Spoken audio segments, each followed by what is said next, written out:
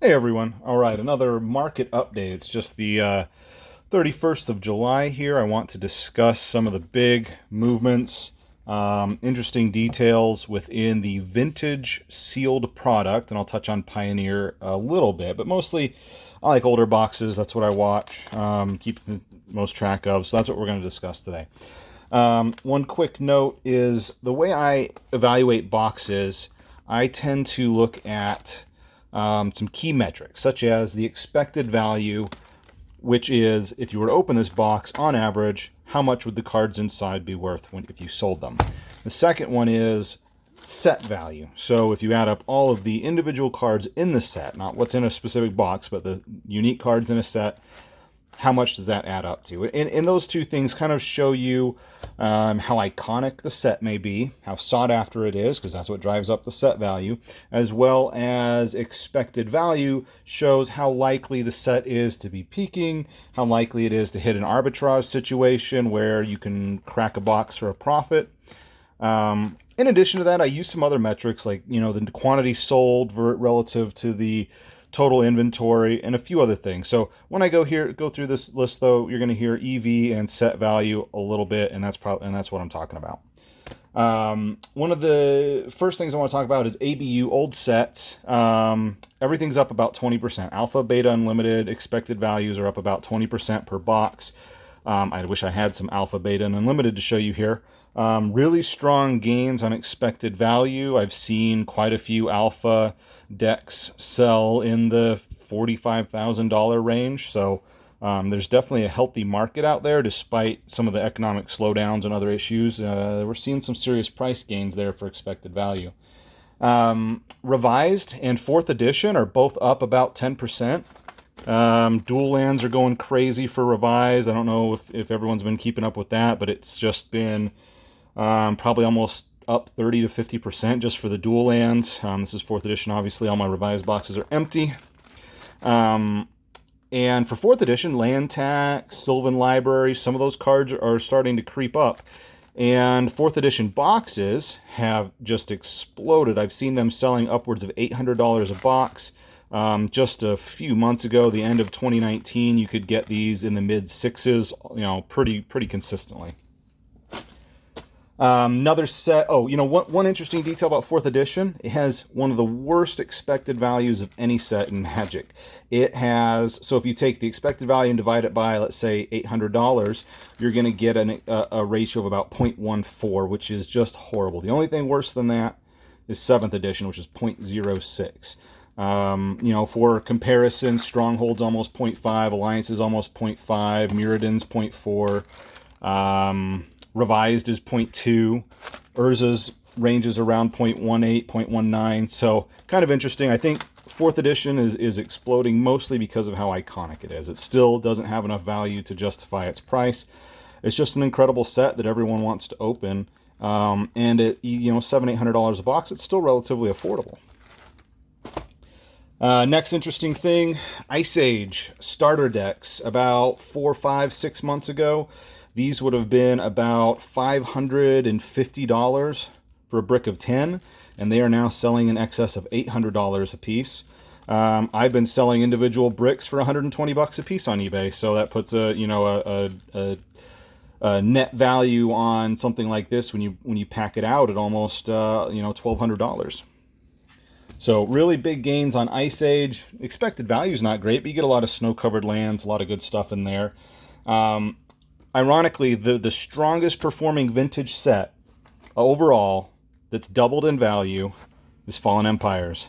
Fallen Empires' expected value has gone from a whopping $9 to just over $20 over the last 30 days. So I think that's, by virtue of Elvish Farmer and Rainbow Veil going from $1 to $2. So congratulations, Fallen Empires. You've doubled in value, and you're still worth almost nothing.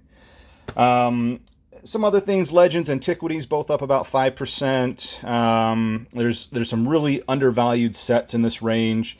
I think Legends at $14,000, $15,000 is just out of reach for a lot of people, but is really good value. You can make some easy profit with the Legends box at $14,000. Stronghold and Alliances are really, really, really strong sets, and they haven't really adjusted for the increased values of, Mox Diamond and Stronghold, Force of Will and Alliances. Lake of the Dead is going up to $70, and the box prices have not adjusted for the prices of the cards inside of them. Keep in mind that this has the Therese Nielsen Force of Will, the original, that has, they've said they're never going to print another card with her art on it, so that's becoming more and more sought after. In general, the Wrath Cycle, and I said this in my June update, the Wrath Cycle, expected value-wise, is stronger than the Urza block at half the price, but the Urza block does have a stronger set value, at least for Urza Saga, where Urza Saga has about twice as much set value as Stronghold, but the actual EV within a box of Stronghold is higher than a box of Urza Saga, because you're probably going to get 1 to 2 diamonds, 1 to 2 Sliver Queens, Volrath Stronghold. It's such a small set, you're likely to double up on some key rares. Let's see, what else do we have? Let's move into some slightly newer stuff. I think one of the biggest bargains in the modern section is Mirrodin. The entire Mirrodin block is great. I think Dark Steel's kind of at a choking point right now. It's not going to go much over 750, 800. But Mirrodin at 500, and I think I've seen them start to sell around 515, 525 finally, is an incredible value. This is the highest, well, actually, Fifth Dawn's a higher EV, but this is one of the highest EVs of the set. Plus, it has, really iconic cards.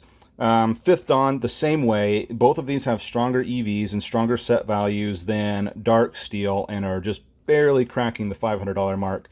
These really should be, $600, $700, $800 boxes, and they probably will be soon. So that's good news if you have a bunch of them.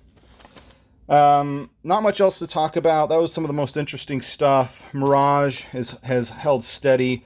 The starter decks are vanished off the market. The booster boxes have vanished off the market, but they're not selling at a higher price. You're still not going to get more than $1,200 max out of a box of Mirage. They're sitting there for $1,200, $1,300. If it went to auction, it would probably sell for maybe $1,050, $1,100 on eBay. So the supply's gone, but the market has not yet accepted a higher price point. So that'll be interesting to see if Mirage kind of breaks that 1,200 mark and starts to go to 13, 14, 15. But for now, that has not yet happened.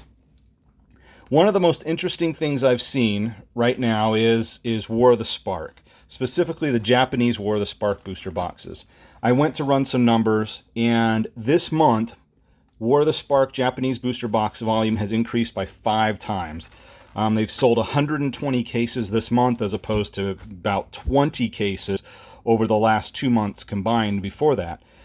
Right now, Japanese War of the Spark is outselling English War of the Spark, 2 to 1. 2 to 1 for a Japanese box. It's a great set. I think it's going to sneak up on people. Think about this for Japanese War of the Spark. The value of a foil alternate art Liliana is over $2,500. Do you know what the last box is that you could crack any $2,500 card, foil or otherwise, was? It was Unlimited. Nothing since Unlimited has a chase card as value as Japanese War of the Spark. So if that value holds, and that's not counting the NAR sets at like $500, $600, and some of the others at hundreds of dollars, it has the Japanese War of the Spark has the biggest chase cards of any set since Unlimited. I think that's incredible. I think it's going to be really interesting. There is a ton of them on the market. Like I said, almost 600 boxes have sold this month, and it's still climbing. But I think a lot of those are getting cracked to go after those Lilianas. So, all right, that's all I have. So I hope everyone enjoys this quick market update. We'll talk again next month.